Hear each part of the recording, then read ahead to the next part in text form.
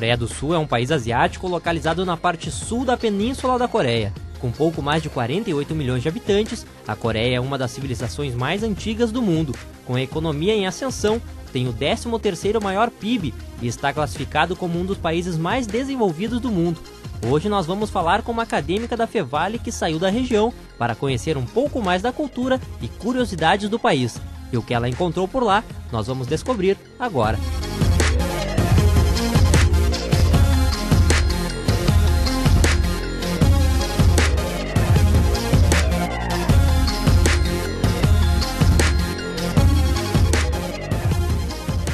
Pois é, então para falar um pouco mais sobre essa viagem para a Coreia, né, a gente veio aqui conversar com a Suzana, que fez o intercâmbio para lá pela Fevale, né, Suzana? Isso.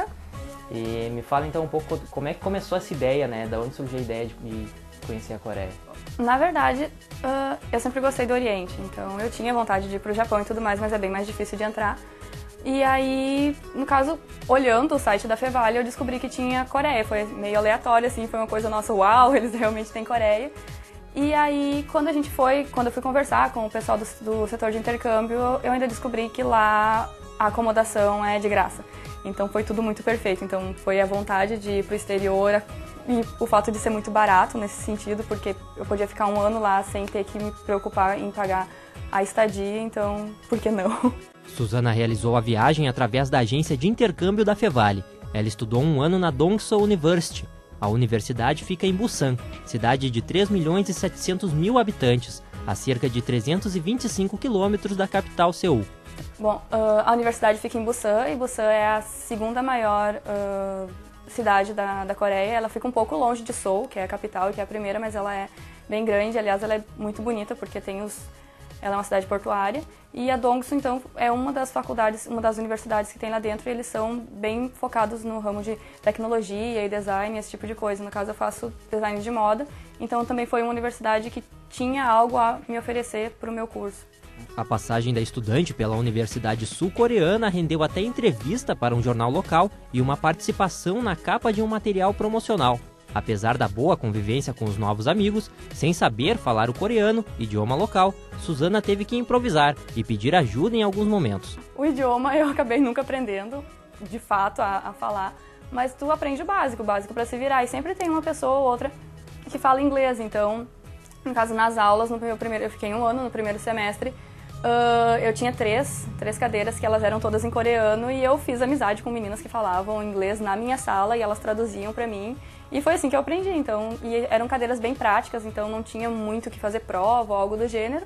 E foi isso, daí de resto era assim, tu sai pra comprar alguma coisa e começa a fazer amigos, eles começam a te ensinar, então o básico pra me virar eu acabei aprendendo.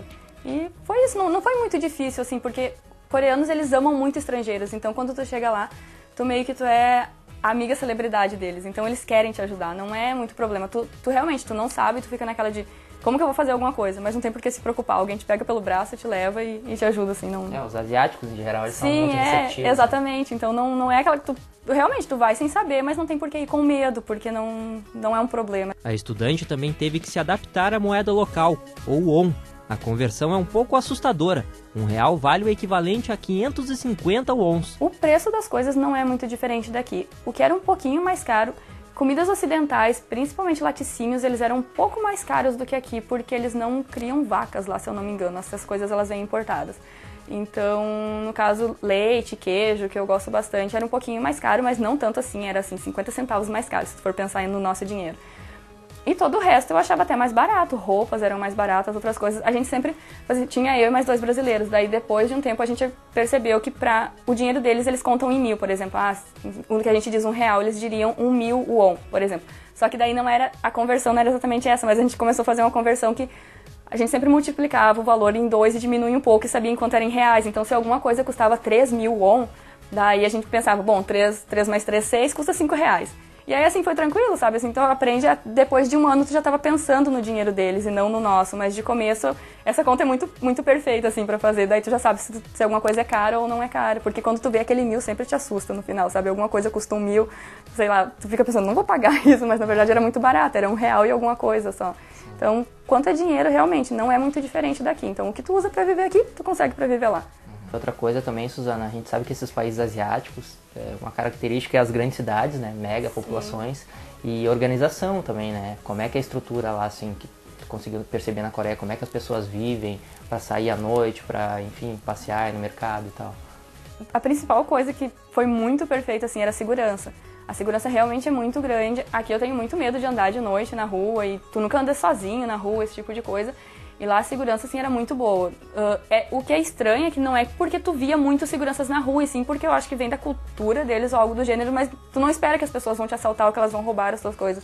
Então, às vezes, tu pegava a tua bolsa e largava num cantinho da loja e ela tava lotada de gente, tu ficava meia hora no outro canto fazendo alguma coisa, tu voltava, a tua bolsa tava ali, ninguém tinha mexido, sabe? Isso era muito legal, assim.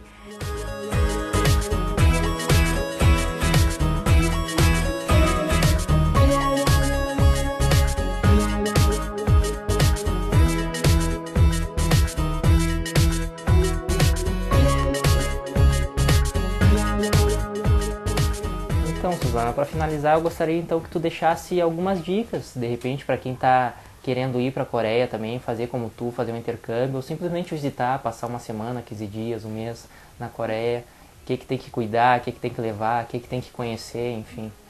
Bom, se for para Busan, que foi onde eu morei, então, que eu mais conheci, tem lugares que tu não tem como deixar de ir, que então seria...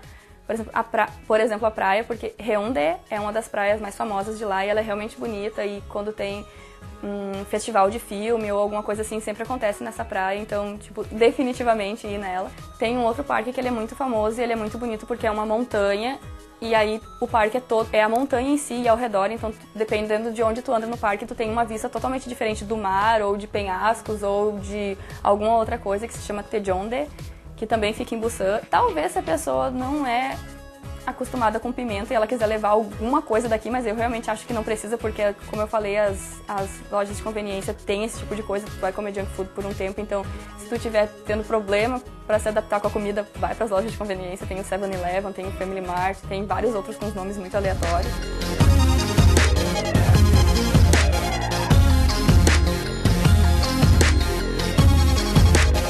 O Eu Fui de hoje fica por aqui. A gente se encontra no próximo programa para falar das curiosidades de algum outro lugar do mundo.